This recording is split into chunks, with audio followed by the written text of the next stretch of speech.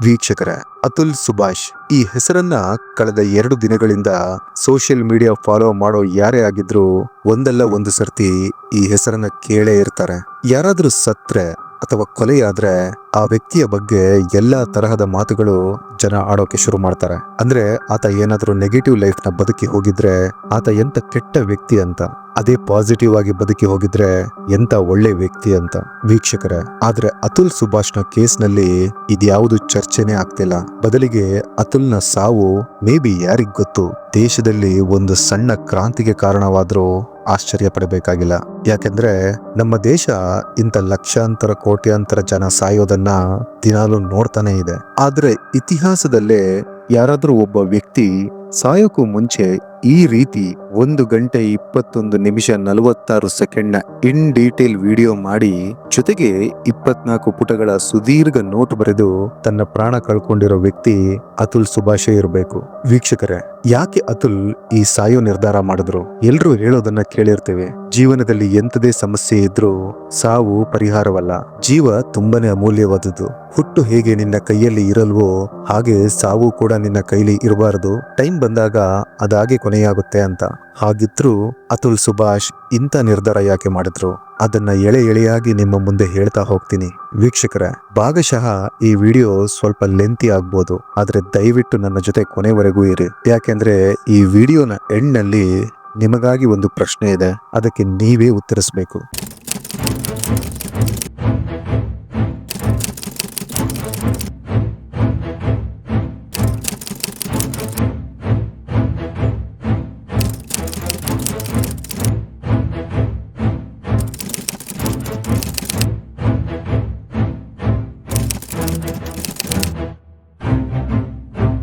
ವೀಕ್ಷಕರೇ, ಅತುಲ್ ಸುಭಾಷ್ನ ಕೇಸನ್ನ ಪುರುಷ ಅಥವಾ ಮಹಿಳೆ ಅನ್ನೋ ದೃಷ್ಟಿಕೋನದಿಂದ ನೋಡಬೇಡಿ. ನೀವು ಗಂಡಾಗಲಿ ಅಥವಾ ಹೆಣ್ಣಾಗಲಿ ಎಲ್ರಿಗೂ ನೋವು ಅನ್ನೋದು ಒಂದೇ.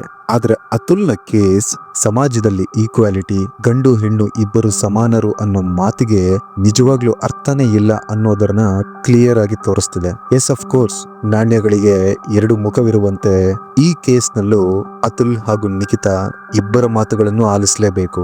ಆದ್ರೆ ಯಾವ ಹೆಣ್ಣಿನ ಬಗ್ಗೆ ಇಡೀ ದೇಶವೇ ನೆಗೆಟಿವ್ ಆಗಿ ಮಾತಾಡ್ತಿದ್ಯೋ ಆಕೆ ತನ್ನ ಕುಟುಂಬ ಸಮೇತ ರಾತ್ರೋರಾತ್ರಿ ಮನೆ ಖಾಲಿ ಮಾಡಿಕೊಂಡು ಓಡಿ ಹೋಗಿದ್ದಾರೆ. ಹಾಗಾಗಿ ಇಲ್ಲಿ ಇನ್ನೊಂದು ಪಕ್ಷದ ಯಾವ ಸ್ಟೇಟ್ಮೆಂಟ್ಸು ಇಲ್ಲ.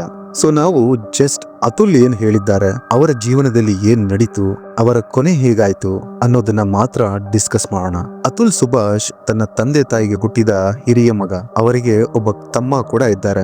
ಚಿಕ್ಕಂದಿನಿಂದಲೂ ಕಂಪ್ಯೂಟರ್ಗಳ ಬಗ್ಗೆ ಬಹಳನೇ ಇಂಟ್ರೆಸ್ಟ್ ಹೊಂದಿದ್ದ ಅತುಲ್ ಕಂಪ್ಯೂಟರ್ ಸೈನ್ಸ್ ನಲ್ಲಿ ಇಂಜಿನಿಯರಿಂಗ್ ಮುಗಿಸಿ ಬೆಂಗಳೂರಿಗೆ ಶಿಫ್ಟ್ ಆಗ್ತಾರೆ. ಅತುಲ್ ಮೂಲತಃ ಬಿಹಾರ್ನ ಸಮಸ್ತಿಪುರ್ನ ವಾಸಿ. ಇಲ್ಲಿಯೇ ಅವರ ತಂದೆ ತಾಯಿ ಹಾಗೂ ತಮ್ಮ ವಾಸಿಸ್ತಿರೋದು. ಅತುಲ್ ಬೆಂಗಳೂರಿನ ಪ್ರತಿಷ್ಠಿತ ಆಟೋಮೊಬೈಲ್ ಕಂಪನಿಯೊಂದರಲ್ಲಿ ಡಾಟಾ ಸೈಂಟಿಸ್ಟ್ ಆಗಿ ಕೆಲಸ ನಿರ್ವಹಿಸ್ತಿದ್ರು. ಹೈ ಪ್ರೊಫೈಲ್ ಜಾಬ್, ಕೈ ತುಂಬಾ ಸಂಬಳ, ಟೆಕ್ ಬಗ್ಗೆ ಬಹಳನೇ ಆಸಕ್ತಿ, ಎಲ್ಲವೂ ನಾರ್ಮಲ್. ಆಕ್ಚುಲಿ ಈಗಿನ ಕಾಲಘಟ್ಟ ನೋಡಿದ್ರೆ ಹುಟ್ಟಿಂದ ಒಬ್ಬ ವ್ಯಕ್ತಿ ಬೆಳೆದು ಸ್ಕೂಲಿಂಗ್ ಎಲ್ಲ ಮುಗಿಸಿ ಜಾಬ್ ತಗೊಂಡು ತನ್ನ ಕಾಲ ಮೇಲೆ ತಾನು ನಿಲ್ಲುವವರೆಗೂ ಒಂದು ಹೋರಾಟವೇ. ಆದ್ರೆ ಅದನ್ನ ಹುಡುಗರು ಅಥವಾ ಹುಡುಗಿಯರು ಹೇಗೋ ಸಾಧಿಸ್ತಾರೆ. ಮೇ ಬಿ ಕೆಲವರು ಹೆಚ್ಚಾಗಿ, ಕೆಲವರು ಕಡಿಮೆ, ಬಟ್ ತಮ್ಮ ಕಾಲ ಮೇಲೆ ತಾವು ನಿಂತ್ಕೋತಾರ. ಯಾಕೆಂದ್ರೆ ಇಲ್ಲಿ ಆಪ್ಷನ್ಗಳಿರುತ್ತೆ. ಮುಂದೆ ಏನಾದ್ರೂ ತೊಂದರೆ ಆದ್ರೆ ಬೇರೆ ಯಾವ್ದಾದ್ರು ಮಾರ್ಗ ಹುಡ್ಕೊಂಡ್ರಾಯ್ತು ಅನ್ನೋ ದಾರಿಗಳಿರುತ್ತವೆ. ಆದ್ರೆ ಎಲ್ಲರ ಜೀವನ ನಿರ್ಧಾರ ಆಗೋದು ಈ ಮದುವೆ ಅನ್ನೋ ಘಟ್ಟ ತಲುಪಿದಾಗ. ಇಲ್ಲಿ ಒಂದು ಅನಿಶ್ಚಿತತೆ, ಭಯ, ಸಂತೋಷ, ಎಲ್ಲದರ ಮಿಕ್ಸ್ ಫೀಲಿಂಗ್ಸ್ ಇರುತ್ತೆ. ಎಲ್ಲ ಸರಿ ಹೋದ್ರೆ ಬಾಳು ಬಂಗಾರ, ಇಲ್ಲ ಅಂದ್ರೆ ದಿನಾಲು ನರಕ. ಅತುಲ್ನ ಕೇಸ್ ಈ ನರಕ ಅಂದ್ರೆ ಹೇಗಿರುತ್ತೆ ಅಂತ ಎಳೆಯಾಗಿ ಹೇಳುತ್ತೆ. April 26, 2019 Atul Subhash weds Nikhita Singhania. ಇದೊಂದು ಗ್ರ್ಯಾಂಡ್ ಮ್ಯಾರೇಜ್ ನಡೆದದ್ದು ವಾರಣಾಸಿಯಲ್ಲಿ. ಇಬ್ಬರ ಪರಿಚಯವಾಗಿದ್ದು ಒಂದು ಮ್ಯಾಟ್ರಿಮೋನಿಯಲ್ ಸೈಟ್ ಮೂಲಕ. ನಂತರ ಹಿರಿಯರೆಲ್ಲ ಒಪ್ಕೊಂಡು ಇಬ್ಬರಿಗೂ ಮದುವೆ ಮಾಡ್ತಾರೆ. ನಿಖಿತಾ ಕೂಡ ಕಂಪ್ಯೂಟರ್ ಸೈನ್ಸ್ ನ ಓದಿರೋ ಹುಡುಗಿ. ಆದ್ರೆ ಆಕೆ ಒಂದು ಕಾಲ್ ಸೆಂಟರ್ ನಲ್ಲಿ ಕೆಲಸ ಮಾಡ್ತಿದ್ಲು. 2019 ಜನವರಿ ಫೆಬ್ರವರಿಯಲ್ಲಿ ಇವರ ಪರಿಚಯವಾಗಿತ್ತು. ನಂತರ ದಿಢೀರಂತ ಮಾರ್ಚ್ ನಲ್ಲಿ ಎಂಗೇಜ್ಮೆಂಟ್. ಏಪ್ರಿಲ್ಗೆಲ್ಲ ಮದುವೆನೇ ಆಗೋಯ್ತು. ಇಷ್ಟು ಅರ್ಜೆಂಟ್ ಆಗಿ ಮದುವೆ ಆಗಲು ಕಾರಣ ನಿಖಿತಾಳ ತಂದೆ. ಅವರಿಗೆ ಹೃದಯ ಸಂಬಂಧಿ ಕಾಯಿಲೆ ಇತ್ತು. ಜೊತೆಗೆ ಡಯಾಬಿಟಿಕ್ ಪೇಷಂಟ್ ಕೂಡ. ಕಳೆದ 10 ವರ್ಷಗಳಿಂದ ನಿರಂತರವಾಗಿ ಚಿಕಿತ್ಸೆ ತಗೋತಾನೆ ಇದ್ರು. ಅವರು ಇನ್ನು ಹೆಚ್ಚು ಕಾಲ ಬದುಕೋದಿಲ್ಲ ಅಂತ ಹೇಳಿ ನಿಖಿತಾಳನ್ನ ಅತುಲ್ ಸುಭಾಷ್ಗೆ ಕೊಟ್ಟು ಬೇಗನೆ ಮದುವೆ ಮಾಡಿ ಮುಗಿಸ್ತಾರೆ. ಮದುವೆಯ ನಂತರ ಜಸ್ಟ್ 2 ದಿನಕ್ಕೆ ನಿಖಿತಾ ಅತುಲ್ನ ಮನೆಗೆ ಹೋಗ್ತಾಳೆ. ಜಸ್ಟ್ 2 ದಿನಕ್ಕೆ.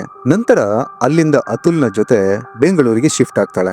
ಹೊಸ ಜೀವನ, ಎಲ್ಲವೂ ಪರ್ಫೆಕ್ಟ್. ಬೆಂಗಳೂರಿಗೆ ಬಂದ ನವ ಜೋಡಿಗಳು ಹನಿಮೂನ್ಗಾಗಿ ಮಾರಿಷಿಯಸ್ಗೆ ಹೋಗ್ತಾರೆ. ಈ ಟೈಮ್ ನಲ್ಲಿ ಅತುಲ್ ತಮ್ಮ ವಿಡಿಯೋ ರೆಕಾರ್ಡಿಂಗ್ ನಲ್ಲಿ ಹೇಳಿರುವಂತೆ ಮದುವೆಗೂ ಮುಂಚೆ ನಿಖಿತಾ ಅತುಲ್ನೊಂದಿಗೆ ಹೆಚ್ಚಾಗಿ ಮಾತಾಡ್ತಿರ್ಲಿಲ್ಲ. ಏನಾದ್ರೂ ಮಾತಾಡಿದ್ರು ಬಹಳನೇ ಯೋಚನೆ ಮಾಡಿ ಎಷ್ಟು ಬೇಕೋ ಅಷ್ಟೇ ಮಾತಾಡ್ತಿದ್ಲು. ಆಗ ಅತುಲ್ ಅಂದ್ಕೊಂಡಿದ್ರು ಈಕೆ ಬಹಳನೇ ಮೆಚೂರ್ ಹುಡುಗಿ, ತುಂಬಾನೇ ಅಳೆದು ತೂಗಿ ಮಾತಾಡ್ತಾಳೆ, ಯಾರಿಗೂ ಹರ್ಟ್ ಆಗ್ಬಾರ್ದು ಅನ್ನೋ ಕಾರಣಕ್ಕೆ ಅಂತೆಲ್ಲ. ಆದ್ರೆ ಅವರು ಯಾವಾಗ ಹನಿಮೂನ್ಗೆ ಅಂತ ಮಾರಿಷಿಯಸ್ಗೆ ಹೋಗ್ತಾರೋ ಅಲ್ಲಿ ಅತುಲ್ಗೆ ಗೊತ್ತಾಗತ್ತೆ ನಿಖಿತಾಗೆ ಈ ಮದುವೆಯಲ್ಲಿ ಒಂದು ಚೂರು ಇಂಟ್ರೆಸ್ಟ್ ಇರ್ಲಿಲ್ಲ ಅಂತ. ಆಕೆ ತನ್ನ ತಂದೆಯ ಒತ್ತಾಯಕ್ಕೆ ಈ ಮದುವೆಗೆ ಒಪ್ಕೊಂಡಿದ್ಲು ಅಂತ. ಅದಾಗಿ ಅಲ್ಲಿಂದ 1 ವರ್ಷದವರೆಗೆ ಅಂದ್ರೆ 2020ರವರೆಗೆ ಇಬ್ರು ಅಡ್ಜಸ್ಟ್ ಮಾಡ್ಕೊಂಡು ಬದುಕ್ತಾ ಬರ್ತಾರೆ. 2020ರಲ್ಲಿ ಬಂದ ಕೋವಿಡ್ ಇಂದು ದೇಶವೇ ಮಾತಾಡ್ತಿರೋ #ಜಸ್ಟಿಸ್ ಫಾರ್ ಅತುಲ್ ಸುಭಾಷ್ ಅನ್ನೋ ಸೋಷಿಯಲ್ ಮೀಡಿಯಾ ಟ್ರೆಂಡ್ಗೆ ಮೂಲ ಕಾರಣ. ಆ ಟೈಮ್ ನಲ್ಲಿ ವರ್ಕ್ ಫ್ರಮ್ ಹೋಮ್ ಮಾಡ್ತಿದ್ದ ಅತುಲ್ ಹಾಗೂ ನಿಖಿತಾ ನಡುವೆ ಸಣ್ಣ ಸಣ್ಣ ವಿಚಾರಗಳಿಗೂ ಜಗಳವಾಗೋಕೆ ಶುರುವಾಗುತ್ತೆ. ಆ ಟೈಮ್ ನಲ್ಲಿ ನಿಖಿತಾ ಕೋವಿಡ್ಗೂ ತುತ್ತಾಗ್ತಾಳೆ. ಆಕೆನ ಅತುಲ್ ಚೆನ್ನಾಗಿ ನೋಡ್ಕೋತಾರೆ, ಟೇಕ್ ಕೇರ್ ಮಾಡ್ತಾರೆ. ಆದ್ರೆ ಆಕೆ ಅತುಲ್ನ ಆರೈಕೆಯನ್ನ ಪ್ರಶ್ನೆ ಮಾಡೋಕೆ ಶುರು ಮಾಡ್ತಾಳೆ. ಇಲ್ಲಿಂದ ಶುರು ಅತುಲ್ನ ಬಾಳಲ್ಲಿ ಹೊಸ ಅಧ್ಯಾಯ. ವೀಕ್ಷಕರೇ, ಈಗ ಈ ಕೇಸ್ನ ಸ್ವಲ್ಪ ಸೂಕ್ಷ್ಮವಾಗಿ ಅನಲೈಸ್ ಮಾಡ್ತಾ ಹೋಗೋಣ ವಿತ್ ಡೇಟ್ಸ್. ಏಪ್ರಿಲ್ 26, 2019ಕ್ಕೆ ಮದುವೆಯಾದ ಅತುಲ್ ಸುಭಾಷ್ ಹಾಗೂ ನಿಖಿತಾ ಅಲ್ಲಿಂದ 1 ವರ್ಷ ಸಂಸಾರ ಹಾಗೋ ಹೀಗೋ ತಳ್ಕೊಂಡು ಬರ್ತಾರೆ. ಅದರ ಮಧ್ಯದಲ್ಲಿ ಅಂದ್ರೆ ಆಗಸ್ಟ್ 16, 2019ಕ್ಕೆ ನಿಖಿತಾಳ ತಂದೆ ತೀರ್ಕೋತಾರೆ. ಆಗ ಅತುಲ್ ಹಾಗೂ ಆತನ ಕುಟುಂಬ 2 ದಿನಗಳಿಗೆ ಉತ್ತರ ಪ್ರದೇಶದ ಜೋನ್ಪುರ್ಗೆ ಅಂದ್ರೆ ನಿಖಿತಾಳ ಮನೆಗೆ ಹೋಗಿ ಬರ್ತಾರೆ. ನಂತರ ಮಾರ್ಚ್ 2021ರಲ್ಲಿ ಅತುಲ್ ಹಾಗೂ ನಿಖಿತಾಗೆ ಒಂದು ಮಗುವಾಗುತ್ತೆ. ಆ ಟೈಮ್ ನಲ್ಲಿ ಮಗುವಿನ ಆರೈಕೆಗಾಗಿ ಅತುಲ್ನ ಅತ್ತೆ ನಿಖಿತಾಳ ತಾಯಿ ಬೆಂಗಳೂರಿಗೆ ಅತುಲ್ನ ಫ್ಲಾಟ್ಗೆ ಅಂತ ಬರ್ತಾರೆ. ಬಂದವರು ಅಲ್ಲೇ ಉಳ್ಕೋತಾರೆ. ಅಲ್ಲಿಂದ ಎಕ್ಸಾಕ್ಟ್ ಆಗಿ 2 ತಿಂಗಳು ಅಂದ್ರೆ ಮೇ 17, 2021 ನಿಖಿತಾ ತನ್ನ ಮಗು ಹಾಗೂ ತಾಯಿನ ಕರ್ಕೊಂಡು ಉತ್ತರ ಪ್ರದೇಶಕ್ಕೆ ವಾಪಸ್ ಹೋಗ್ತಾಳೆ. ವೀಕ್ಷಕರೇ, ಇಲ್ಲಿಂದ ಅತುಲ್ನ ಲೈಫ್ ಹೇಗಿತ್ತು ಅಂದ್ರೆ ಮನೆ ಬಿಟ್ರೆ ಆಫೀಸ್, ಬಿಟ್ರೆ ಕೋರ್ಟ್. ಆಫೀಸ್ ಮನೆಯಲ್ಲಿ ಕಳೆದ ಸಮಯಕ್ಕಿಂತ ಹೆಚ್ಚು ಟೈಮ್ ಅವರು ಕೋರ್ಟ್ ನಲ್ಲೇ ಕಳೆಯೋಕೆ ಶುರು ಮಾಡಿದ್ರು. ಜೋನ್ಪುರ್ ತಲುಪಿದ ನಿಖಿತಾ ಹಾಗೂ ಆಕೆಯ ತಾಯಿ ಒಂದಾದರ ಮೇಲೆ ಒಂದರಂತೆ ಅತುಲ್ ಮೇಲೆ ಕೇಸ್ಗಳನ್ನ ಜಡಿತಾ ಬರ್ತಾರೆ. ಬೆಂಗಳೂರಿನಿಂದ ಜೋನ್ಪುರ್ಗೆ ವಾಪಸ್ ಬಂದ ತಕ್ಷಣವೇ ಅಲ್ಲಿಯ ಲೋಕಲ್ ಪೊಲೀಸ್ ಸ್ಟೇಷನ್ಗೆ ಹೋಗಿ ಮೇ 17, 2021 ದಿನ ಅತುಲ್ ಸುಭಾಷ್ ಕುಡಿದು ಬಂದು ನನಗೆ ಹೊಡೆದ. ಅಂದ್ರೆ ಒಂದು ಲೆಕ್ಕದಲ್ಲಿ ಅಟೆಂಪ್ಟ್ ಟು ಮರ್ಡರ್ ರೀತಿಯ ಒಂದು ಕೇಸ್ನ ಅತುಲ್ ಮೇಲೆ ರಿಜಿಸ್ಟರ್ ಮಾಡಿಸ್ತಾರೆ. ನಂತರ ಅತುಲ್ ಸುಭಾಷ್ ನನ್ನ ತಂದೆ ಸಾಯೋಕು 2 ದಿನ ಹಿಂದೆ ಅಂದ್ರೆ ಆಗಸ್ಟ್ 14, 2019ಕ್ಕೆ 10 ಲಕ್ಷ ಡೌರಿ ಬೇಕು ಅಂತ ಕೇಳ್ದ. ಅದಕ್ಕೆ ಆತನ ಇಡೀ ಫ್ಯಾಮಿಲಿ ನನಗೆ ಬಹಳ ಚಿತ್ರಹಿಂಸೆ ಕೊಟ್ಟು ಬಹಳನೇ ಕ್ರೂರವಾಗಿ ನಡ್ಕೊಂಡ್ರು. ಅದರ ಶಾಕ್ ಇಂದಲೇ ನನ್ನ ತಂದೆ ಸತ್ತು ಹೋದ್ರು ಅಂತ ಒಂದು ಕೇಸ್. ಅಂದ್ರೆ ಇದೊಂದು murder case, non bailable, direct attack, IPC section 302. ನಂತರದಲ್ಲಿ ಅಸಹಜ ಲೈಂಗಿಕ ಕಿರುಕುಳ, ಟಾರ್ಚರ್, ಮೆಂಟಲ್ ಹರಾಸ್ಮೆಂಟ್, ಡೌರಿ, ಹೀಗೆ ಟೋಟಲಿ 9 ಕೇಸ್ಗಳನ್ನ ಅತುಲ್ ಸುಭಾಷ್ನ ಮೇಲೆ ಹಾಕಲಾಯಿತು. ಮೊದಲಿಗೆ ಈ ಕೇಸ್ಗಳನ್ನ ಜೋನ್ಪುರ್ ಸೆಷನ್ ಕೋರ್ಟ್ ನಲ್ಲಿ ಹಾಕಲಾಗಿತ್ತು. ನಂತರ ನಿಖಿತಾ ಹಾಗೂ ಆಕೆಯ ಫ್ಯಾಮಿಲಿ ಅದನ್ನ ಹೈಕೋರ್ಟ್ಗೆ ತಗೊಂಡು ಹೋಗ್ತಾರೆ. ಅಲ್ಲಿಂದ ನಮಗೆ ಫಾಸ್ಟ್ ಟ್ರ್ಯಾಕ್ ಕೋರ್ಟ್ಗೆ ಒಂದು ಕೇಸನ್ನ ಟ್ರಾನ್ಸ್ಫರ್ ಮಾಡಿಕೊಡಿ ಅಂತ ರಿಕ್ವೆಸ್ಟ್ ಮಾಡಿಕೊಂಡು ಡೌರಿಯ 498 ಕೇಸ್ನ ಫಾಸ್ಟ್ ಟ್ರ್ಯಾಕ್ ಕೋರ್ಟ್ಗೆ ಶಿಫ್ಟ್ ಮಾಡ್ಕೋತಾರೆ. ವೀಕ್ಷಕರೇ, ಇಲ್ಲಿವರೆಗೂ ನಿಖಿತಾ ಹಾಕಿರೋ ಕೇಸ್ಗಳ ಬಗ್ಗೆ ಮಾತಾಡಿ ಆಯ್ತು. ಆಕೆನ ಒಂದೇ ಒಂದು ಕ್ಷಣ ಅಂದ್ರೆ ಒಂದೇ ಒಂದು ಸೆಕೆಂಡ್ಗೆ ಮಾಡಿದ್ದೆಲ್ಲ ಸರಿ ಅಂತ ಅಂದ್ಕೊಂಡ್ರೆ ಆಕೆಯ ಮೇಲೆ ಸಂಪೂರ್ಣ ನಂಬಿಕೆ ಹೊರಟು ಹೋಗೋದು ಈ ಒಂದು ಕೇಸ್ನಿಂದ. ಯಾವಾಗ ಹೈಕೋರ್ಟ್ ನಲ್ಲಿ ನಿನ್ನ ತಂದೆಯ ಸಾವಿಗೆ ಇವರುಗಳೇ ಕಾರಣಕರ್ತರು ಅಂತ ಕೇಸ್ ರಿಜಿಸ್ಟರ್ ಮಾಡಿಸಿದ್ಯಲ್ಲ, ಬಟ್ ಹಾಸ್ಪಿಟಲ್ ರಿಪೋರ್ಟ್ ಬೇರೆನೆ ಹೇಳ್ತಿದ್ಯಲ್ಲ ಅಂತ ಜಡ್ಜ್ ಕೇಳಿದ್ದಕ್ಕೆ ನಿಖಿತಾ ಹೇಳ್ತಾಳೆ, ಹೌದು, ತಂದೆಗೆ ಹಲವಾರು ವರ್ಷಗಳಿಂದ ಹೃದಯ ಸಂಬಂಧಿ ಕಾಯಿಲೆ ಇತ್ತು, ಆದ ಕಾರಣ ಅವರು ಸತ್ತು ಹೋದ್ರು, ನಾನು ಆ ಕೇಸ್ನ ಹಿಂಪಡಿತೀನಿ ಅಂತ ಕೋರ್ಟ್ ನಲ್ಲೇ ಉಲ್ಟಾ ಹೊಡಿತಾಳೆ. ಇಲ್ಲಿಂದ ಮುಂದೆ ಆಕೆನ ಹೇಗೆ ತಾನೇ ನಂಬೋದು. ನಂತರ ಈ ಡೌರಿ ಕೇಸ್ನ ಜೋನ್ಪುರ್ನ ಫಾಸ್ಟ್ ಟ್ರ್ಯಾಕ್ ಕೋರ್ಟ್ಗೆ ಶಿಫ್ಟ್ ಮಾಡಲಾಯಿತು. ಫಾಸ್ಟ್ ಟ್ರ್ಯಾಕ್ ಕೋರ್ಟ್ ನಲ್ಲಿ ಜಡ್ಜ್ಮೆಂಟ್ ಬೇಗ ಬರುತ್ತೆ, ಹಾಗೆ ಕೇಸಸ್ಗಳು ಬೇಗ ಕ್ಲೋಸ್ ಆಗುತ್ತೆ ಅನ್ನೋ ಉದ್ದೇಶದಿಂದ. ಆದ್ರೆ ಅತುಲ್ ಸುಭಾಷ್ಗೆ ಟಾರ್ಚರ್ ಶುರುವಾಗಿದ್ದೇ ಇಲ್ಲಿ. ಕಳೆದ 1 ವರ್ಷದಲ್ಲಿ ಅತುಲ್ ಅತುಲ್ಗೆ 120 ಬಾರಿ ಸಮನ್ಸ್ ಕೊಡಲಾಗಿತ್ತು. 40 ಬಾರಿ ಹಿಯರಿಂಗ್ ನಡೆಯುತ್ತೆ. ಅತುಲ್ ಈ ಟೈಮ್ ನಲ್ಲಿ ಒಂದು ಕಾಲನ್ನ ಬೆಂಗಳೂರಿನಲ್ಲಿ ಇಟ್ಟಿದ್ರೆ ಮತ್ತೊಂದು ಕಾಲನ್ನ ಜೋನ್ಪುರ್ನಲ್ಲಿ ಇಡಬೇಕಿತ್ತು. ಇದಕ್ಕಿಂತ ದೊಡ್ಡ ಹರಾಸ್ಮೆಂಟ್ ಮತ್ತೊಂದಿರಲಿಲ್ಲ. ಹೇಗಿತ್ತು ಅತುಲ್ ಸುಭಾಷ್ನ ಸ್ಥಿತಿ ಅಂದ್ರೆ, ಇಂದು ಕೋರ್ಟ್ ನಲ್ಲಿ ಹಿಯರಿಂಗ್ ಅಟೆಂಡ್ ಮಾಡಿ ನಾಳೆ ವಾಪಸ್ ಬಂದ್ರೆ ಅಲ್ಲಿಂದ ಮತ್ತೆ 2 ದಿನಕ್ಕೆ ಕೋರ್ಟ್ ನಿಂದ ಹೊಸ ಡೇಟ್ಸ್ ಬಂದಾಗಿರ್ತಿತ್ತು. ಆತನಿಗಿದ್ದ ವರ್ಷದ 24 ದಿನಗಳ ರಜೆಯಲ್ಲಿ 120 ಬಾರಿ ಕೋರ್ಟ್ಗೆ ಅಲೆದಾಡೋದು ಅಂದ್ರೆ ಕೆಲಸ ಯಾವಾಗ ಮಾಡ್ತಾನೆ, ಶಾಂತಿಯಿಂದ ನಿದ್ರೆ ಯಾವಾಗ ಮಾಡ್ತಾನೆ? ಈ ಕೋರ್ಟ್ಗಳ ತಮಾಷೆನು ಗಮನಿಸಿ ವೀಕ್ಷಕರೇ. ಅತುಲ್ ಸುಭಾಷ್ ನಿಖಿತಾಗೆ ಹೊಡೆದದ್ದು ಬೆಂಗಳೂರಲ್ಲಿ, ಡೌರಿ ಕೇಳಿದ್ದು ಬೆಂಗಳೂರಲ್ಲಿ, ಅನ್ಯಾಚುರಲ್ ಸೆಕ್ಸ್ ನಡೆದದ್ದು ಬೆಂಗಳೂರಲ್ಲಿ. ಆದ್ರೆ ಕೇಸ್ ಮಾತ್ರ ಆಕೆ ಇರೋ ಜಾಗ ಜೋನ್ಪುರ್ನಲ್ಲಿ. ಬೆಂಗಳೂರಲ್ಲಿ ಏನಾದ್ರೂ ಕೇಸ್ ಹಾಕಿದಿದ್ರೆ ಅತುಲ್ ಸುಭಾಷ್ನ ಹರಾಸ್ಮೆಂಟ್ ಪ್ರಮಾಣ ಸ್ವಲ್ಪ ಕಡಿಮೆ ಆಗ್ಬೋದು ಅನ್ನೋ ಉದ್ದೇಶ. ಜೊತೆಗೆ ಇಲ್ಲಿಯ ಕೋರ್ಟ್ಗಳು at least better then Uttar Pradesh. ವೀಕ್ಷಕರೇ, ನಾವು ಅತುಲ್ ಸುಭಾಷ್ನ 24 ಪುಟದ ನೋಟ್ ನ ಗಮನಿಸಿದ್ರೆ ಅದರಲ್ಲಿ ಅವರು 6 ಜನರ ಹೆಸರನ್ನ ಮೆನ್ಷನ್ ಮಾಡಿದ್ದಾರೆ. ಅದರಲ್ಲಿ ಮೊದಲ ಹೆಸರು ನಿಖಿತಾದೇ ಇರಬೇಕಿತ್ತು. ಬಟ್ ಇಲ್ಲಿ ಇರೋದು ಈ ಜೋನ್ಪುರ್ ಫ್ಯಾಮಿಲಿ ಕೋರ್ಟ್ ನ ಪ್ರಿನ್ಸಿಪಲ್ ಜಡ್ಜ್ ರೀಟಾ ಕೌಶಿಕ್ರ ಹೆಸರು. ಎರಡನೇ ಹೆಸರು ಪತ್ನಿ ನಿಖಿತಾ ಸಿಂಘಾನಿಯಾ.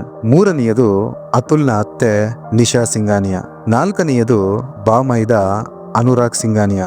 ಐದನೆಯದು ಅಂಕಲ್ ಸುಶೀಲ್ ಸಿಂಘಾನಿಯರದು. ಹಾಗೆ ಕೊನೆಯದಾಗಿ ಮತ್ತೊಂದು ಲೈನ್ ನಲ್ಲಿ ಅವರು ಕೋರ್ಟ್ ನ ಜಡ್ಜ್ ರೀಟಾ ಕೌಶಿಕ್ರ ಕ್ಲರ್ಕ್ ಮಾಧವ್ನ ಹೆಸರನ್ನ ಮೆನ್ಷನ್ ಮಾಡಿದ್ದಾರೆ. ಈತನ ಬಗ್ಗೆ ಅತುಲ್ ಮೆನ್ಷನ್ ಮಾಡ್ತಾ ಹೇಳ್ತಾರೆ, ಈ ಕ್ಲರ್ಕ್ಗೆ 50-100 ಕೊಟ್ರೆ ಸಾಕು, ಯಾವ ಡೇಟ್ಗೆ ಬೇಕಾದ್ರೂ ನೆಕ್ಸ್ಟ್ ಹಿಯರಿಂಗ್ ನ ಹಾಕಿಸ್ಕೋಬಹುದು.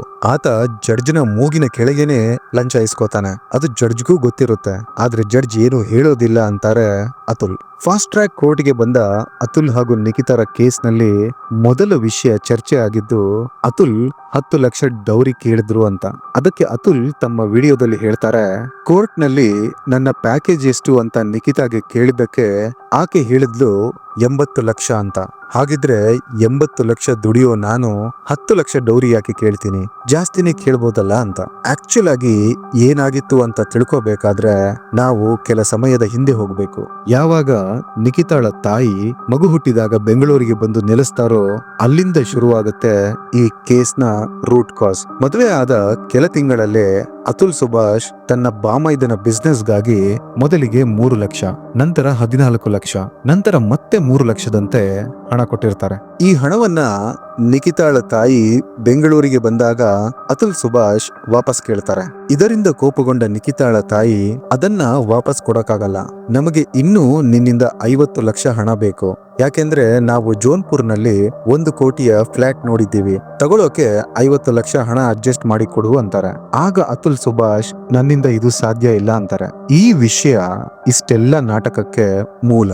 2 ತಿಂಗಳ ಮಗುವಿನ ಮುಖವನ್ನೇ ಅತುಲ್ ಸುಭಾಷ್ ಲಾಸ್ಟ್ ಆಗಿ ನೋಡಿದ್ದು ಬಿಟ್ರೆ ಕಳೆದ 2 ವರ್ಷಗಳಲ್ಲಿ ಅತುಲ್ ಮತ್ತೆ ತಮ್ಮ ಮಗನ ಮುಖವನ್ನ ನೋಡೇ ಇಲ್ಲ. ನಿಖಿತಾ ಮಗುವನ್ನ ಕೋರ್ಟ್ಗೆ ಯಾವತ್ತೂ ಕರ್ಕೊಂಡು ಬರಲಿಲ್ಲ. ವೀಕ್ಷಕರೇ, ಅತುಲ್ ಯಾಕೆ ರೀಟಾ ಕೌಶಿಕ್ರ ಹೆಸರನ್ನ ಫಸ್ಟ್ ಮೆನ್ಷನ್ ಮಾಡಿದ್ದಾರೆ ಅನ್ನೋದನ್ನ ಸ್ವಲ್ಪ ಅನಲೈಸ್ ಮಾಡಿ ನೋಡಿದ್ರೆ ಗೊತ್ತಾಗುತ್ತೆ. ಯಾವಾಗ ಈ ಕೇಸ್ ಫಾಸ್ಟ್ ಟ್ರ್ಯಾಕ್ ಕೋರ್ಟ್ಗೆ ಬಂತೋ ಆ ಕ್ಷಣದ ಮೊದಲ ಹಿಯರಿಂಗ್ ನಲ್ಲಿ ವಾದ ವಿವಾದ ಏನು ಆಲಿಸದೆ ಜಡ್ಜ್ ರೀಟಾ ಕೌಶಿಕ್ ಅತುಲ್ ಸುಭಾಷ್ಗೆ ಈ ಕೇಸ್ ಎಷ್ಟು ದಿನಗಳು ವರ್ಷಗಳು ನಡೆಯುತ್ತೋ ಗೊತ್ತಿಲ್ಲ, ಆದ್ರೆ ನೀನು ಒಂದು ಕೆಲಸ ಮಾಡು, ಪ್ರತಿ ತಿಂಗಳು 40,000 ನಿಖಿತಾಗೆ, 40,000 ಮಗುವಿಗೆ ಅಂತ 80,000 ತಿಂಗಳ ಅಲುಮನಿಯನ್ನ ನಿಖಿತಾಗೆ ಕೊಟ್ಟುಬಿಡು ಅಂತ ಆದೇಶನ ಹೊರಡಿಸ್ತಾರೆ. ಇದು ಅತುಲ್ ನನ್ನ ಒಳಗಡೆಯಿಂದಲೇ ಕಂಪ್ಲೀಟ್ ಆಗಿ ಸುಟ್ಟು ಹಾಕಿತ್ತು. 2 ತಿಂಗಳ ಮಗುವಿಗೆ 40,000 ಮೇಂಟೆನೆನ್ಸ್ ಸಾಮಾನ್ಯವಾಗಿ ಯಾವ ಕೋರ್ಟು ಕೊಡಲ್ಲ, ಆದ್ರೆ ಇಲ್ಲಿ ಅತುಲ್ ಸುಭಾಷ್ ಕೊಡ್ಲೇಬೇಕಿತ್ತು. ತಿಂಗಳಿಗೆ 5ರಿಂದ 6 ಸರ್ತಿ ಹಿಯರಿಂಗ್, ಒಮ್ಮೆ ಬಂದು ಹೋಗಲು ಫ್ಲೈಟ್ ಟಿಕೆಟ್, ಸ್ಟೇ ಅಂತ ತಿಂಗಳಿಗೆ ಲಕ್ಷ ಖರ್ಚು, ಜೊತೆಗೆ 80,000 ಮೇಂಟೆನೆನ್ಸ್ ಫೀಸ್. ಇಷ್ಟಾದ್ರೂ ಅತುಲ್ ಸುಭಾಷ್ ಹೇಗೋ ಸಹಿಸ್ಕೋತಿದ್ನೋ ಏನೋ, ಯಾಕೆಂದ್ರೆ ಅತುಲ್ ಇದನ್ನ ವರ್ಷಗಳಿಂದ ಮಾಡ್ಕೊಂಡೇ ಬರ್ತಿದ್ರು. ಆದ್ರೆ ಒಮ್ಮೆ ಕೋರ್ಟ್ ಸೆಷನ್ ನಡೆಯುವಾಗ ಅತುಲ್ ಸುಭಾಷ್ ಜಡ್ಜ್ಗೆ, ಮೇಡಮ್ ನನಗೆ ತುಂಬಾ ಸ್ಟ್ರೆಸ್ ಆಗ್ತಿದೆ, ಪುರುಷರಿಗೆ ಈ ಕಾನೂನಲ್ಲಿ ಏನ್ ರಕ್ಷಣೆ ಇದೆ? ರಿಪೋರ್ಟ್ಗಳ ಪ್ರಕಾರ ಪ್ರತಿ 9 ನಿಮಿಷಕ್ಕೊಮ್ಮೆ ಒಬ್ಬ ಪತಿ ಸೂಸೈಡ್ ಮಾಡ್ಕೋತಿದ್ದಾನೆ, ಅದು ಈ ತರಹದ ಫಾಲ್ಸ್ ಕೇಸಸ್ ಗಳಿಂದ ಅಂತ ಹೇಳಿದ್ದಕ್ಕೆ ಪಕ್ಕದಲ್ಲಿ ನಿಂತಿದ್ದ ನಿಖಿತಾ, ಹೋಗು ನೀನು ಸೂಸೈಡ್ ಮಾಡ್ಕೋ ಅಂತಾಳಂತೆ. ಇದನ್ನ ಗಮನಿಸಿದ ಜಡ್ಜ್ ರೀಟಾ ವ್ಯಂಗ್ಯವಾಗಿ ನಗಾಡ್ತಾರಂತೆ. ಇದನ್ನ ಅತುಲ್ ಸುಭಾಷ್ ತಮ್ಮ ವಿಡಿಯೋದಲ್ಲಿ ಸ್ಪಷ್ಟವಾಗಿ ಹೇಳಿದ್ದಾರೆ. ಇದಾಗಿ ನೆಕ್ಸ್ಟ್ ಟೈಮ್ ಕೋರ್ಟ್ಗೆ ಹೋದಾಗ ನಿಖಿತಾಳ ತಾಯಿ ಸಿಕ್ಕಿ ಏನ್ ಅತುಲ್ ಇನ್ನು ನೀನು ಸತ್ತಿಲ್ವಾ ಅಂತ ಕೇಳ್ತಾರಂತೆ. ಅದಕ್ಕೆ ಅತುಲ್ ಸುಭಾಷ್ ಹೇಳ್ತಾರಂತೆ, ನಾನು ಸತ್ರೆ ನಿಮಗೆ ದುಡ್ಡು ಹೇಗೆ ಸಿಗುತ್ತೆ, ಅದಕ್ಕಾಗಿ ಇನ್ನೂ ಬದುಕೇ ಇದ್ದೀನಿ ಅಂತಾರಂತೆ. ಅದಕ್ಕೆ ಅತುಲ್ ಸುಭಾಷ್ನ ಅತ್ತೆ ಹೇಳ್ತಾರೆ, ನೀನು ಸತ್ತರೆ ಏನು, ನಿನ್ನ ತಂದೆ ತಾಯಿಯಿಂದ ವಸೂಲಿ ಮಾಡ್ತೀವಿ, ಹೇಗಿದ್ರು ಅಜ್ಜ ಅಜ್ಜಿಯ ಆಸ್ತಿ ಮೊಮ್ಮಗನಿಗೆ ತಾನೆ, ನೀನು ಬದುಕಿದ್ರು ಅಷ್ಟೇ ಸತ್ರು ಅಷ್ಟೇ ಅಂತಾರಂತೆ. ಕಳೆದ 2 ವರ್ಷಗಳಲ್ಲಿ ಒಮ್ಮೆಯೂ ತನ್ನ ಮಗನ ಮುಖವನ್ನು ನೋಡದ ಅತುಲ್ ಸುಭಾಷ್ಗೆ ತನ್ನದೇ ಸ್ವಂತ ಮಗುವಿನ ಮುಖ ನೋಡೋಕೆ 30 ಲಕ್ಷ ಹಣ ಕೊಡಬೇಕಿತ್ತು. ಇದೆಂತ ಹಣದ ವ್ಯಾಮೋಹನೋ ಅರ್ಥವಾಗ್ತಿಲ್ಲ. ಅಂದ್ರೆ ಹಣದ ಮುಂದೆ ಹ್ಯೂಮ್ಯಾನಿಟಿ, ರಿಲೇಶನ್ಶಿಪ್ಸ್, ಫ್ಯಾಮಿಲಿ ಎಲ್ಲವೂ ಸತ್ತು ಹೋಗಿದ್ಯಾ? ನಿಖಿತಾ ಈ ಕೇಸ್ನ ಸ್ಟಾರ್ಟ್ ಮಾಡಿದಾಗ ಆಕೆಯ ಒನ್ ಟೈಮ್ ಸೆಟಲ್ಮೆಂಟ್ ಇದ್ದಿದ್ದು 1 ಕೋಟಿಗೆ. ಆದ್ರೆ ವಿಪರ್ಯಾಸ ನೋಡಿ ವೀಕ್ಷಕರೇ, ನಮ್ಮ ಕಾನೂನು, ಪೊಲೀಸರು ಎಲ್ಲರ ಸಪೋರ್ಟ್ ಆಕೆಗೆ ಸಿಗ್ತಾ ಹೋದಂತೆ ಆಕೆಯ ಕಾನ್ಫಿಡೆನ್ಸ್ ಕೂಡ ಹೆಚ್ಚಾಗ್ತಾ ಹೋಗಿದೆ. ಅದಕ್ಕೆ ಉದಾಹರಣೆಯೇ ಮೊದಲಿಗೆ ಡಿಮ್ಯಾಂಡ್ ಮಾಡಿದ 1 ಕೋಟಿ ನಂತರ 3 ಕೋಟಿಗೆ ಬಂದು ನಿಂತ್ಕೊಳ್ಳುತ್ತೆ. ಇದರ ಮಧ್ಯೆ ಅತುಲ್ ಸುಭಾಷ್ ಒಂದು ಕಡೆ ಕ್ಲಿಯರ್ ಆಗಿ ಹೇಳ್ತಾರೆ, ಜಡ್ಜ್ ರೀಟಾ ಕೌಶಿಕ್ ಹೇಳ್ತಾರಂತೆ, ಈ ಕೇಸ್ನ ಎಷ್ಟು ದಿನ ಹೇಗೆ ಬೇಕಾದ್ರೂ ನಾನು ತಳ್ಳಿ ಆಟಾಡಿಸಬಹುದು, ಹಾಗಾಗಿ ನನಗೆ 5 ಲಕ್ಷ ಕೊಡು, ಬೇಗ ಈ ಕೇಸ್ನ ಸಾಲ್ವ್ ಮಾಡ್ತೀನಿ ಅಂತ. ಇದು ತನಿಖೆಯ ನಂತರ ನಿಜವೇ ಆಗಿದ್ರೆ ನ್ಯಾಯಾಂಗದ ಮೇಲೆ ಗೌರವ ಹಾಗೂ ನಂಬಿಕೆ ಎರಡೂ ಇಲ್ಲದಂತಾಗೋದ್ರಲ್ಲಿ ಸಂದೇಹವೇ ಇಲ್ಲ. ಇಲ್ಲಿಗೆ ಅತುಲ್ ಸುಭಾಷ್ರ ತಾಳ್ಮೆ, ನಂಬಿಕೆ ಎಲ್ಲವೂ ಮುಗಿದಿತ್ತು. ಅಲ್ಲಿಂದ ವಾಪಸ್ ಬಂದ ಅತುಲ್ ಸುಭಾಷ್ ಥಿಂಕ್ ಮಾಡ್ತಾರೆ, ನನ್ನದೇ ಹಣ, ತಿಂಗಳಿಗೆ 80,000 ಕೊಡ್ತಿದ್ದೀನಿ, ಅದರಲ್ಲೇ ನಿಖಿತಾಳ ಫ್ಯಾಮಿಲಿ ಲಾಯರ್ಗೆ ದುಡ್ಡು ಕೊಟ್ಟು ನನ್ನ ವಿರುದ್ಧ ಹೋರಾಟ ಮಾಡ್ತಿದ್ದಾರೆ, ನನ್ನ ಟ್ಯಾಕ್ಸ್ ಹಣದಲ್ಲೇ ಜಡ್ಜ್ಗಳಿಗೂ ಸ್ಯಾಲ್ರಿ ಅಂತ ಕೊಡೋದು, ಅದೇ ಹಣ ಇಟ್ಕೊಂಡು ನನ್ನಂತ ಅಮಾಯಕರನ್ನ ಹಿಂಡಿ ಹಿಪ್ಪೆ ಮಾಡ್ತಿದ್ದಾರಲ್ಲ ಅಂತ ಅಂದ್ಕೊಂಡು ಡಿಸೆಂಬರ್ 9, 2024ಕ್ಕೆ ತಮ್ಮ ಈ ಹೋರಾಟದ ಬದುಕಿಗೆ ಅಂತ್ಯ ಹಾಡೋ ನಿರ್ಧಾರ ಮಾಡ್ತಾರೆ. ಇಲ್ಲಿಂದ ಅತುಲ್ ಸುಭಾಷ್ 3 ಮೇಜರ್ ಕೆಲಸಗಳನ್ನ ಮಾಡಿದ್ದಾರೆ. ಅದರ ಚರ್ಚೆಯೇ ಇಂದು ದೇಶಾದ್ಯಂತ ನಡೀತಿರೋದು. ನಾನು ನಿಮಗೆ ಇದರಲ್ಲಿ 2 ವಿಷಯಗಳನ್ನ ಇನ್ ಡೀಟೇಲ್ ಹೇಳ್ತೀನಿ. ಮೂರನೆಯದು ಅತುಲ್ ಸುಭಾಷ್ ಮಾಡಿರೋ 90 ನಿಮಿಷಗಳ ವಿಡಿಯೋ. ಮೊದಲನೇದಾಗಿ ಅವರು ಸಾಯೋಕೆ ನಿರ್ಧಾರ ಮಾಡಿದ ನಂತರ, ನನ್ನ ಸಾವಿನ ನಂತರ ನನಗೆ ಕೆಲವು ಆಸೆಗಳಿವೆ ಅಥವಾ ಕೋರಿಕೆಗಳು, ಇವುಗಳು ಆಗಬೇಕು ಅಂತ ಬರೆದಿರೋ ಒಂದು ಲೆಟರ್. ಅದರಲ್ಲಿ ಅವರು 12 ಅಂಶಗಳನ್ನ ಮೆನ್ಷನ್ ಮಾಡಿದ್ದಾರೆ. ಅವುಗಳನ್ನ ನೋಡೋಣ. ಅತುಲ್ ಸುಭಾಷ್ರ ಮೊದಲ ಕೋರಿಕೆ, ನನ್ನ ಹಾಗೆ ನನ್ನ ಪತ್ನಿಯ ಈ 2 ವರ್ಷಗಳ ಕೋರ್ಟ್ನ ಹೋರಾಟವನ್ನ ಇನ್ನು ಮುಂದೆ ಜನಗಳು ಲೈವ್ ಆಗಿ ನೋಡಬೇಕು, ಆಗ ಜನರಿಗೆ ಇದರಲ್ಲಿರೋ ಸತ್ಯ ಏನು ಅಂತ ತಿಳಿಯುತ್ತೆ ಅಂತಾರೆ. ಅತುಲ್ ಸುಭಾಷ್ರ ಎರಡನೇ ಕೋರಿಕೆ, ನಾನು ಸಾಯೋಕ್ಕೂ ಮುಂಚೆ ಮಾಡಿರೋ ಈ ವಿಡಿಯೋ ಹಾಗೂ 24 ಪುಟಗಳ ನೋಟನ್ನ ಕೋರ್ಟ್ ಎವಿಡೆನ್ಸ್ ಆಗಿ ಪರಿಗಣಿಸಬೇಕು. ಅತುಲ್ ಸುಭಾಷ್ರ ಮೂರನೇ ಕೋರಿಕೆ, ನನಗೆ ಜೋನ್ಪುರ್ನ ಫ್ಯಾಮಿಲಿ ಕೋರ್ಟ್ ಹಾಗೆ ಅದರ ಜಡ್ಜ್ ಮೇಲೆ ನಂಬಿಕೆ ಇಲ್ಲ, ಹಾಗಾಗಿ ನನ್ನ ಕೇಸನ್ನ ಬೆಂಗಳೂರಿನ ಕೋರ್ಟ್ಗೆ ವರ್ಗಾಯಿಸಬೇಕು. ಅತುಲ್ ಸುಭಾಷ್ರ 4ನೇ ಕೋರಿಕೆ, ನನಗೆ ನನ್ನ ಹೆಂಡತಿ ಹಾಗೆ ಆಕೆಯ ಮನೆಯವರ ಬಳಿ ನನ್ನ ಮಗ ಬೆಳೆಯೋದು ಇಷ್ಟವಿಲ್ಲ, ಅವರಿಂದ ಆತನಿಗೆ ಒಳ್ಳೆ ಸಂಸ್ಕಾರ ಕೊಡಕ್ಕಾಗಲ್ಲ, ಹಾಗಾಗಿ ನನ್ನ ಮಗನ ಕಸ್ಟಡಿನ ನನ್ನ ತಂದೆ ತಾಯಿಗೆ ಒಪ್ಪಿಸ್ಬೇಕು, ಹಾಗೆ ಅವನ ಜವಾಬ್ದಾರಿನ ನನ್ನ ತಮ್ಮನಿಗೆ ಕೊಡಬೇಕು ಅಂತಾರೆ. ಅತುಲ್ ಸುಭಾಷ್ರ 5ನೇ ಕೋರಿಕೆ, ನನ್ನ ಸಾವಿನ ನಂತರ ನನ್ನ ಹೆಂಡತಿಯಾಗ್ಲಿ ಅಥವಾ ಅವರ ಮನೆಯವರಾಗ್ಲಿ ಯಾರೊಬ್ಬರು ನನ್ನ ಬಾಡಿನ ಮುಟ್ಟೋದಾಗ್ಲಿ ಹತ್ತಿರ ಕೂಡ ಬರಬಾರದು ಅನ್ನೋದಾಗಿದೆ. ಅತುಲ್ ಸುಭಾಷ್ರ 6ನೇ ಹಾಗೂ ವೆರಿ ಇಂಪಾರ್ಟೆಂಟ್ ಮನವಿ, ಎಲ್ಲ ಹೋರಾಟಗಳ ನಂತರವೂ ನನಗೆ ಕೋರ್ಟ್ನಿಂದ ಕೊನೆಗೆ ನ್ಯಾಯ ಸಿಗ್ಲಿಲ್ಲ ಅಂದ್ರೆ ನನ್ನ ಅಸ್ಥಿಯನ್ನ ಅದೇ ಕೋರ್ಟ್ನ ಮುಂದೆ ಇರೋ ಮೋರಿಗೆ ಹಾಕ್ಬೇಕು. ಅತುಲ್ ಸುಭಾಷ್ರ 7ನೇ ಕೋರಿಕೆ, ನನ್ನನ್ನ ಈ ರೀತಿ ನಡೆಸಿಕೊಂಡು ಟಾರ್ಚರ್ ಕೊಟ್ಟ ಪ್ರತಿಯೊಬ್ಬರಿಗೂ ಕಾನೂನಿನ ಅಡಿಯಲ್ಲಿ ಶಿಕ್ಷೆ ಆಗ್ಬೇಕು. ಅತುಲ್ ಸುಭಾಷ್ರ 8ನೇ ಕೋರಿಕೆ, ನಾನು ಸತ್ತು ಹೋದ ಮೇಲೆ ನನ್ನ ತಂದೆ ತಾಯಿಯನ್ನ ಇಲ್ಲ ಸಲ್ಲದ ಸುಳ್ಳು ಕೇಸ್ಗಳನ್ನ ಹಾಕಿ ದಯವಿಟ್ಟು ಸಿಕ್ಕಿಸ್ಬೇಡಿ. ಅತುಲ್ ಸುಭಾಷ್ರ 9ನೇ ಕೋರಿಕೆ, ನನ್ನ ಸಾವಿನ ನಂತರ ನನ್ನ ಹೆಂಡತಿ ಜೊತೆಗಾಗ್ಲಿ ಅಥವಾ ಅವರ ಮನೆಯವರೊಂದಿಗಾಗ್ಲಿ ಯಾವುದೇ ತರಹದ ಕಾಂಪ್ರಮೈಸ್ ಮಾಡ್ಕೋಬೇಡಿ, ಅವರಿಗೆ ಶಿಕ್ಷೆ ಆಗ್ಲೇಬೇಕು. ಅತುಲ್ ಸುಭಾಷ್ರ 10ನೇ ಕೋರಿಕೆ, ನನ್ನ ಸಾವಿನ ನಂತರ ನನ್ನ ಪತ್ನಿ ಏನಾದರೂ ಕೋರ್ಟ್ಗೆ ಬಂದು ನಾನು ಈ ಕೇಸ್ಗಳನ್ನೆಲ್ಲ ವಾಪಸ್ ತಗೋತೀನಿ ಅಂತ ಅಂದ್ರೆ ಅದನ್ನ ಕೋರ್ಟ್ ಅಕ್ಸೆಪ್ಟ್ ಮಾಡ್ಕೋಬಾರ್ದು. ಹಾಗಿದ್ದು ಆಕೆ ಏನಾದ್ರೂ ಕೇಸ್ಗಳನ್ನ ವಿತ್ಡ್ರಾ ಮಾಡೋದಾದ್ರೆ ಕೋರ್ಟ್ನ ಸಮಕ್ಷಮದಲ್ಲಿ ನಿಂತು ನಾನು ನನ್ನ ಗಂಡನ ಮೇಲೆ ಸುಳ್ಳು ಕೇಸ್ಗಳನ್ನ ಹಾಕಿದ್ದೆ ಅಂತ ಬಹಿರಂಗವಾಗಿ ಒಪ್ಕೋಬೇಕು. ಅತುಲ್ ಸುಭಾಷ್ರ 11ನೇ ಕೋರಿಕೆ. ನನಗೆ ಗೊತ್ತು, ನನ್ನ ಸಾವಿನ ನಂತರ ನನ್ನ ಪತ್ನಿ ನನ್ನ ಮಗನನ್ನ ಕರ್ಕೊಂಡು ಕೋರ್ಟ್ಗೆ ಬರ್ತಾಳೆ. ಕಳೆದ 2 ವರ್ಷಗಳಲ್ಲಿ ಆಕೆ ಒಮ್ಮೆಯೂ ಮಗುವನ್ನ ಕರ್ಕೊಂಡು ಕೋರ್ಟ್ಗೆ ಬಂದಿಲ್ಲ. ಎಲ್ಲಾದ್ರೂ ಕರ್ಕೊಂಡು ಬಂದ್ರೆ ನಾನು ನೋಡಿ ಮಾತಾಡಿಸ್ತೀನಿ ಅಂತ. ಆದ್ರೆ ಈಗ ಆಕೆ ಮಗುವನ್ನ ಕೋರ್ಟ್ಗೆ ಕರೆತರ್ತಾಳೆ ಸಿಂಪತಿಗಾಗಿ.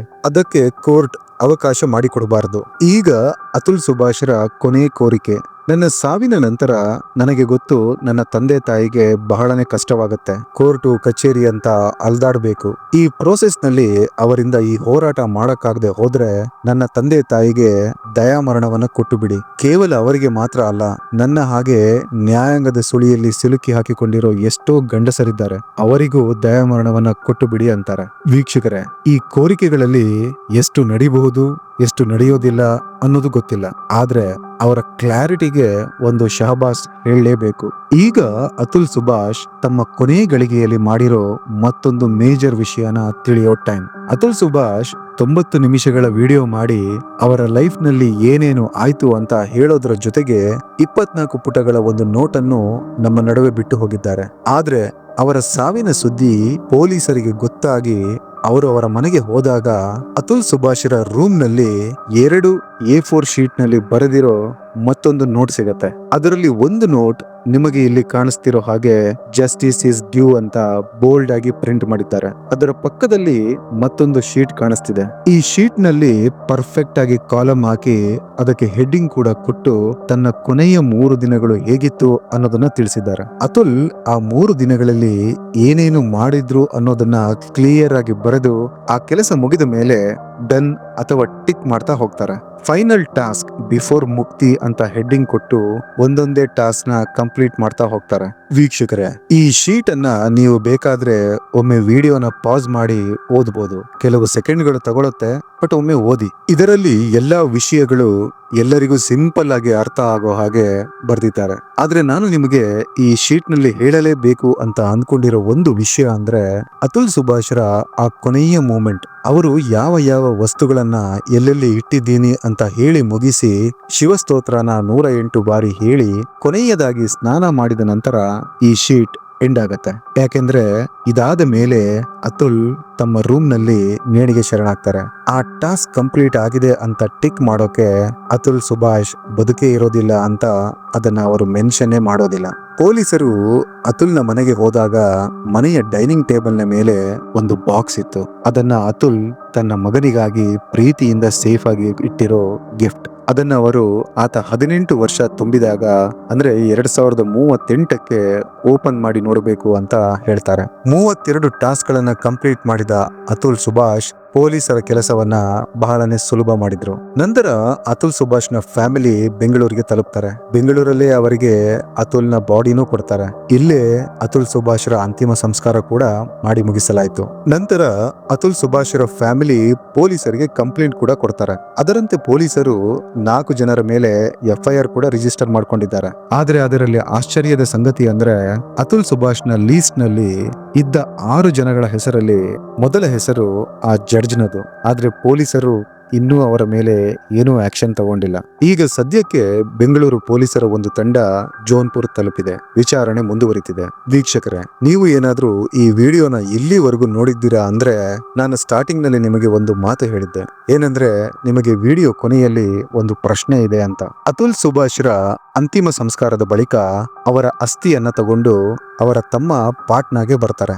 ಆಗ ಒಬ್ಬ ರಿಪೋರ್ಟರ್ ಅವರನ್ನ ನಿಮ್ಮ ಅಣ್ಣನ ಅಸ್ಥಿಯನ್ನ ಏನ್ ಮಾಡ್ತೀರಾ ಅಂತ ಕೇಳ್ತಾರೆ. ಯಾಕೆಂದ್ರೆ ಅತುಲ್ ಸುಭಾಷ್ರ 12 ಕೋರಿಕೆಗಳಲ್ಲಿ ಒಂದು ಕೋರಿಕೆ ತನ್ನ ಅಸ್ಥಿಯನ್ನ ಹಾಗೆ ಸೇಫ್ ಆಗಿ ಇಟ್ಟಿರಿ, ಕೋರ್ಟ್ನ ಸೆಷನ್ಗಳೆಲ್ಲ ಮುಗಿದು ತೀರ್ಪು ಬಂದ ನಂತರವೇ ವಿಸರ್ಜನೆ ಮಾಡಿ. ಅದರಲ್ಲೂ ಆ ತೀರ್ಪು ನ್ಯಾಯಸಮ್ಮತವಾಗಿರದಿದ್ರೆ ಈ ಅಸ್ಥಿಗಳನ್ನ ಯಾವುದಾದರೂ ನ್ಯಾಯಾಲಯದ ಮೋರಿಗೆ ಹಾಕಿ ಅನ್ನಲಾಗಿತ್ತು. ಇದಕ್ಕೆ ಉತ್ತರಿಸಿದ ಅತುಲ್ನ ತಮ್ಮ, ಸದ್ಯಕ್ಕೆ ಅಣ್ಣನ ಕೋರಿಕೆಯಂತೆ ಇದನ್ನ ಸೇಫ್ ಆಗಿ ಇಟ್ಟಿರ್ತೀವಿ, ಮುಂದೆ ನೋಡೋಣ ಅಂತಾರೆ.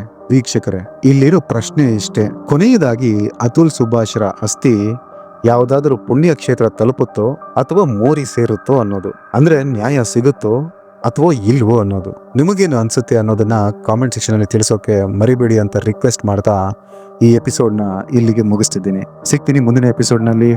Till then take care.